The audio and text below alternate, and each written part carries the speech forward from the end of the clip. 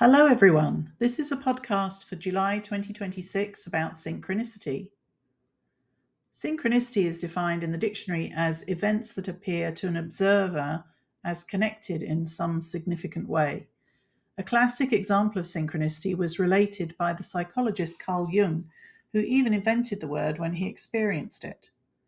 Working with a client, he was hoping for an unexpected and irrational event to break through her defenses. As she described a dream about a golden scarab beetle as jewellery, there was a tapping at the window. Jung opened it and caught a scarab beetle, whose golden green colour closely resembled that of the beetle in her dream. We can often find that synchronous events like this bring us strongly into the present moment. This is one of the ways that synchronicity can help us on the spiritual journey. So, in this podcast, we're going to use my SHINE model to explore synchronicity on a much deeper level.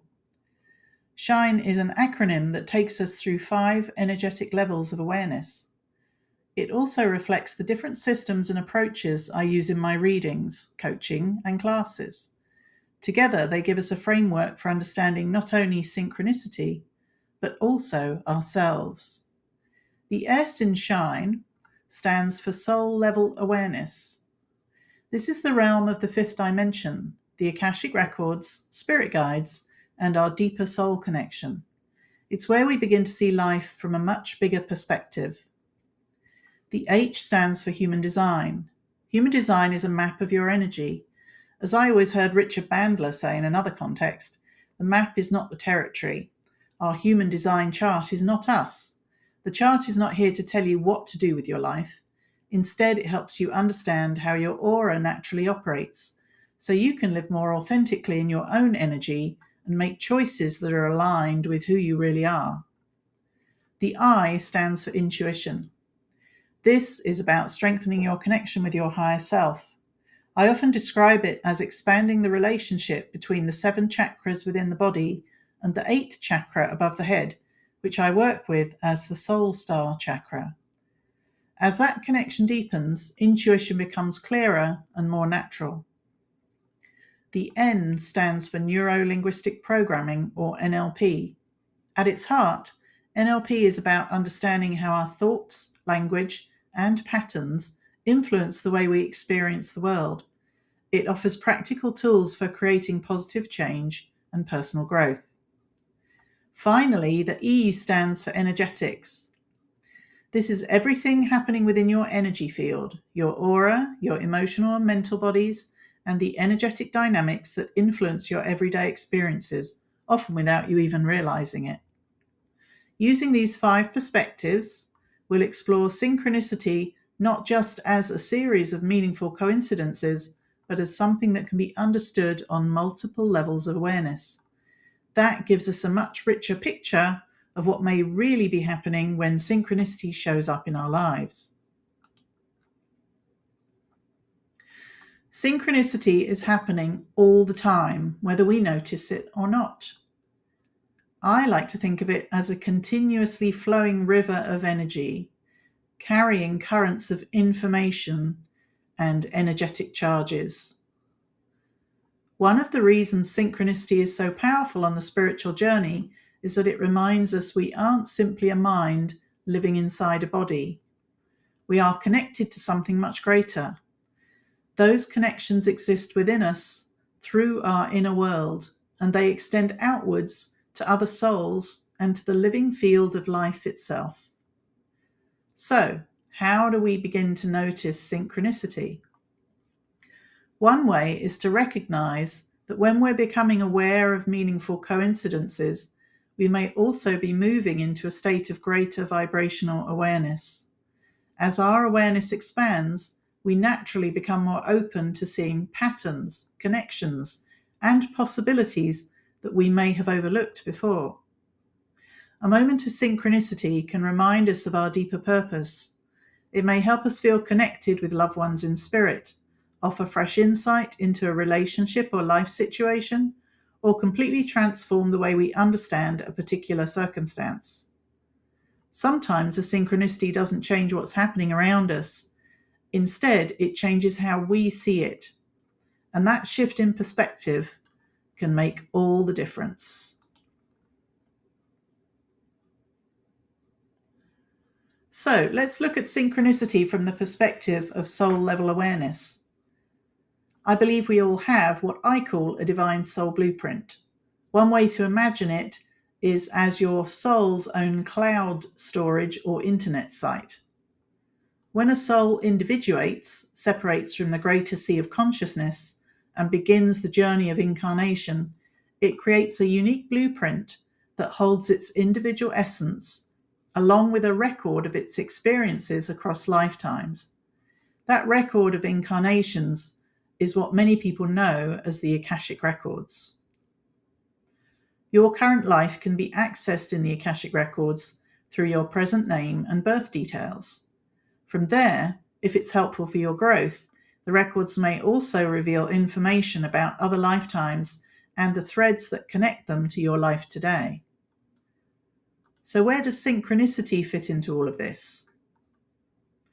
I've found that when we begin to understand aspects of our divine soul blueprint, things like our divine energy centers or our soul group, we often discover that we've already been living in synchronicity with them all along. We simply didn't have the language to recognize it. Let me give you an example. When I first discovered that I'm part of the Mintakan soul group, so many experiences in my life suddenly made sense. One of the gifts often associated with Mintakan souls is the ability to perceive future potential in people, situations, and circumstances. It sounds wonderful, doesn't it? The challenge, at least for me, was that I unconsciously projected those beautiful future possibilities onto people and assumed that that was who they already were. Instead of seeing them as they were in the present moment, I was seeing who they could become. After 2 marriages, I realized that was a very important lesson for me. Now I make a conscious effort to understand people as they are today while still appreciating their potential. That's a very different way of relating.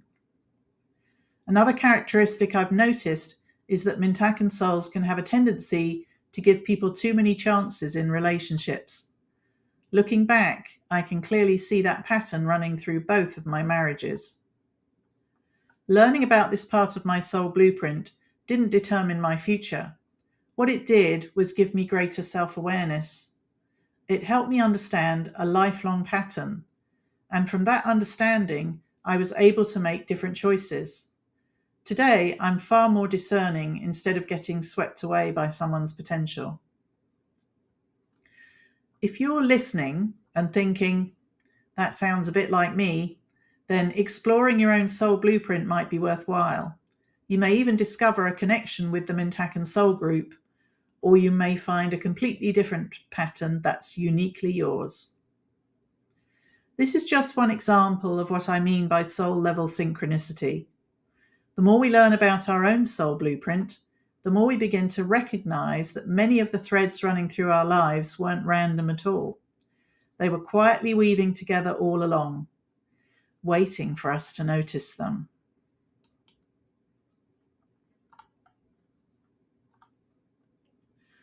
Let's move on to the H in the SHINE model, human design. If you're new to human design, feel free to visit my website where you can request a free chart and a short introductory report. As an Akashic Records reader, I see human design as the blueprint for your physical life, or as I sometimes call it, your meat suit. Your soul blueprint remains the same from lifetime to lifetime, but your human design blueprint changes with each incarnation, reflecting the unique circumstances and lessons of this life. Your chart is created using your birth time, date, and location. One thing I always like to emphasize is that human design isn't a prediction tool. It doesn't tell you what's going to happen. Instead, it shows you how your energy naturally operates. It points you back towards the person you were before family expectations, culture, education, and conditioning layered themselves over your authentic nature. So, how does human design connect with synchronicity? I'm sure there are many ways, but today I'd like to share 2 examples from my own life. The first relates to one of the energy centers in my chart. Human design works with 9 energy centers. 7 of them will probably be familiar if you've studied the chakra system: the root, sacral, solar plexus, heart, throat, third eye, and crown. Human design also includes 2 additional centers: the G center, which I often think of as our inner GPS, and the spleen center. Now, the physical spleen is a small organ tucked under your left rib cage. It filters blood and plays an important role in the immune system. Energetically, however, the spleen center is associated with instinct, intuition in the moment, and our awareness of well-being and even potential risks. I often describe it as being a bit like an energetic sonar, constantly scanning our environment. People with a defined spleen center often have a consistent, instinctive awareness and can help others feel safe. They also tend to respond very quickly in the moment. I, on the other hand, have a completely open spleen center with no gates or channels connected to it. For years, I noticed that I seemed to react much more strongly to medications than other people. I learned the hard way that I usually need to begin with half the recommended dose. I'm the woman who is practically floating around for 3 days after taking a Midol. When I later studied human design, I discovered that heightened sensitivity to pharmaceuticals is something many people with an open spleen center report. Looking back, that felt like another synchronicity. I'd been living that pattern for years before I ever had a human design chart to explain it. The second example involves one of my channels. I have the 3536 channel, connecting gate 35 in the throat center with gate 36 in the solar plexus center. In traditional human design, it's called the channel of transitoriness, although in the Success Codex model, it's known as the channel of experience. Personally, I much prefer that name. One characteristic of this channel is that it can bring a desire for new experiences. If we're not aware of that energy, it can sometimes show up as impulsiveness. One day, I wandered into a pet store and found myself seriously considering buying 2 hairless guinea pigs. They were incredibly cute. Then I caught myself thinking, this really isn't like me. So I went home and checked the planetary transits for the day. You can think of transits as the energetic weather forecast. They temporarily activate different parts of your human design chart. Sure enough, that day I had a double activation of the channel of transitoriness. I couldn't help but laugh, because once the energy settled, I realized that buying 2 guinea pigs would have been a terrible idea for me. I want to spend quite a bit of time traveling over the next few years, and guinea pigs don't exactly fit that lifestyle. For me, that was another example of synchronicity. My awareness of my human design didn't stop the impulse from arising, but it did help me recognize it for what it was. Instead of acting automatically, I could pause, understand the energy I was experiencing, and make a choice that was much more aligned with the life I actually wanted to create.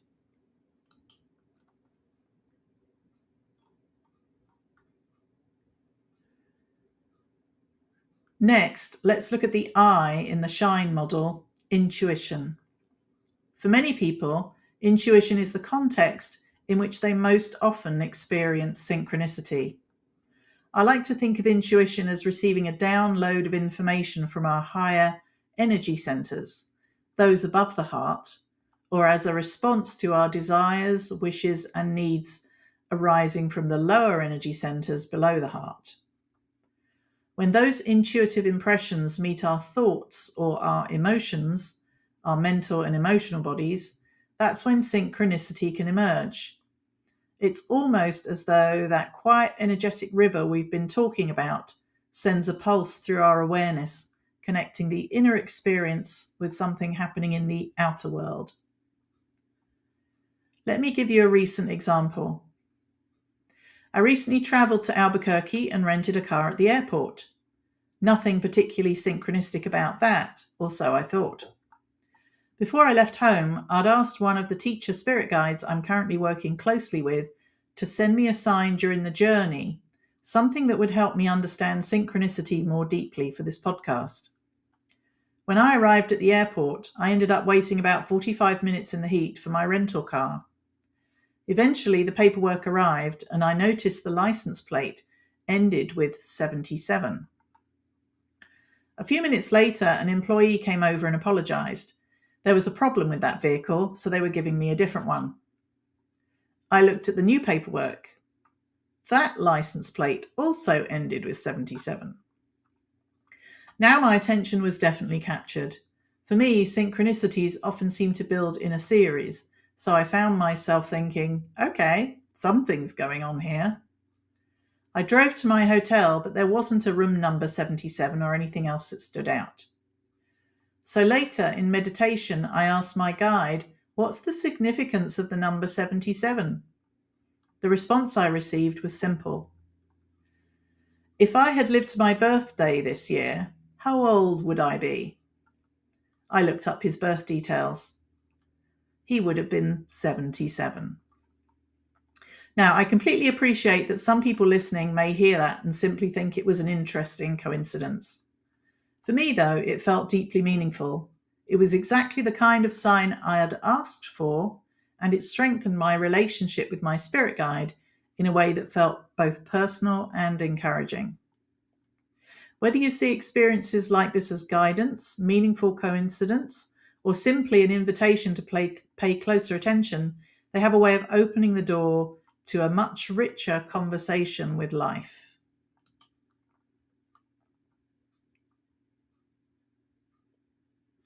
Next, let's look at the N in the SHINE model, Neuro-Linguistic Programming, or NLP. People often ask me what NLP has to do with spirituality or synchronicity. For me, it's quite simple. Synchronicity may provide the invitation, but NLP gives us practical tools to help us notice it and respond consciously. One of the ideas I love in NLP is that our minds are constantly filtering information. Every second, we're surrounded by far more sights, sounds, and experiences than we could ever consciously process. Our brains naturally decide what is important enough to bring to our awareness. Have you ever decided to buy a particular make or colour of car, and then suddenly you start seeing that same car everywhere? Those cars didn't suddenly appear, your attention simply became tuned to notice them. I think synchronicity can work in a similar way. The more we develop self-awareness and become intentional about what we're paying attention to, the more we begin to notice meaningful connections that may have been there all along. NLP also reminds us that our state of mind matters. When we're stressed, rushing through life, or feeling overwhelmed, our awareness can become quite narrow. But when we're relaxed, curious, and present, we naturally become more open to the subtle patterns and connections unfolding around us. For me, NLP doesn't explain away synchronicity. Instead, it gives us practical ways to work with our awareness. It helps us move from reacting automatically to responding consciously. So when meaningful moments arise, we're ready to pause and ask, what might this be inviting me to see? One of the most useful techniques in NLP is called anchoring. An anchor is simply a trigger that connects us with a particular emotional or mental state. We experience natural anchors all the time. A favourite song might instantly transport you back to a particular moment in your life, or the smell of freshly baked bread might bring back memories of your grandmother's kitchen. In NLP, we can also create anchors deliberately. By pairing a physical gesture, such as pressing your thumb and forefinger together, with a calm, confident, or deeply connected state, you can train your mind and body to access that feeling more easily in the future. From the perspective of synchronicity, an anchor doesn't create meaningful moments, but it can help us return to a more open and present state where we're more able to notice them. One example of an anchor I used many years ago was a purple bracelet. If you haven't heard of this movement, it was created by Will Bowen, who is the lead minister of the One Community Spiritual Center in Kansas City, Missouri. He gave a sermon about the impact of constant complaining and imagined what the world might look like if we became more conscious of the words we spoke. From that idea came the 21-day complaint-free challenge. Participants wear a purple complaint-free bracelet and make a commitment not to voice complaints for 21 days. If they catch themselves complaining, the bracelet is moved to the other wrist and they begin again. What I love about this is that the bracelet becomes a physical reminder, a simple anchor that brings awareness back to the present moment and helps shift a person's state of mind. Perhaps you already have something like this in your life. It might be a piece of jewelry, a meaningful song on your phone, a photograph, or even a memory of a time where you felt deeply connected and present in your body. These can all become anchors that help you return to awareness, slow down, and become more receptive to that quiet river of synchronicity flowing through everyday life.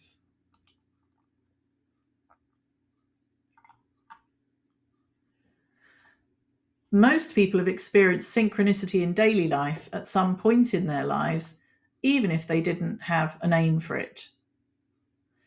So this is how we're going to look at energetics, the E at the end of shine, and synchronicity. Perhaps you were thinking about someone moments before they called. Maybe a particular book title, phrase, or symbol kept appearing everywhere you looked. Or perhaps you received exactly the information you needed just when you needed it. From a spiritual perspective, synchronicity often feels like the universe winking at us, a reminder that there may be more going on beneath the surface of everyday life than we realize. Lee Carroll, who has channeled a peace-loving consciousness called Cryon since 1986, and who has spoken and channeled at the United Nations, calls the 1111 number that a lot of people see on clocks, license plates, or somewhere in their day, double illumination, or a wink from your spirit guides, meaning that they see you. Pam Grout's books, E Squared and E Cubed, the E being for energy, contain a lot of fun exercises you can play with to connect with that quiet river of synchronicity. I have tried her butterflies exercise, setting an intention to see butterflies during the day, but my favourite so far was setting the intention to see a purple truck. I do like purple. I live in Kansas, so I figured a purple truck would be rare. Within 2 days, when walking my dog, a purple metallic truck drove by. If you want to set an intention to see synchronous signs, it's important to be as light-hearted as possible. This is one way we elevate our mind to higher energies. As Pam Grout puts it, the fact that you are connected to everyone and everything in the universe is not just mind-blowing news. It's something you should be using. The fact that your thoughts are energy waves being broadcast out into this giant field of infinite potentiality is something you should be more aware of and deploying on a moment-by-moment basis. Some might even suggest we've squandered 100 years merely poking at these principles, discussing them at the water cooler, rather than actively using them to make our world, our lives, and our relationships better. End of quote. So, play with synchronicity in your day-to-day life. Have a little fun with it. Journal your synchronistic hits and keep on playing. When you access higher energies, as neuroscientist Dr. Tara Schwartz, author of Signs, says, if we look back at the way our ancestors used their intuition to sense and interpret the land, a cloud formation could mean that rain is coming, or it could mean that your ancestors are talking to you. It just seems like such a beautiful way to live. In my experience, I still can't explain how I saw a cloud being drawn in the sky in the shape of an angel the day after my mother passed away. You'll be able to see that picture in my podcast show notes and links to other resources mentioned here at Mum on a Spiritual Journey for the July 2026 podcast. So, set intentions for seeing a sign, have fun with it, record your findings, and notice any positive states of mind that result.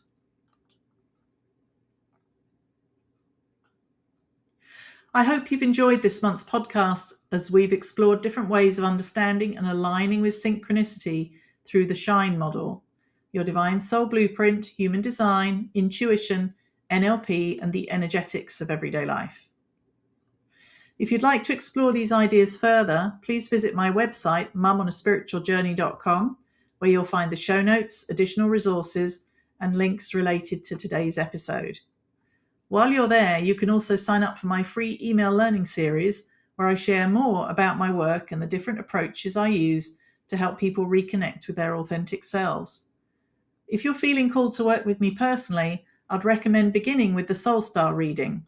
It's designed to give you a broad understanding of your unique energetic blueprint and often provides a wonderful foundation for everything that follows. You can find more information in the main menu under Begin with the Soul Star reading. And if you have any questions, please don't hesitate to get in touch. I'm always happy to hear from listeners. You can also request a free human design chart and introductory report, along with a free Success Codex chart. Even if you're completely new to these systems, I'm sure you'll discover something that helps you understand yourself in a new way. Thank you so much for spending this time with me. Until next time, lots of light.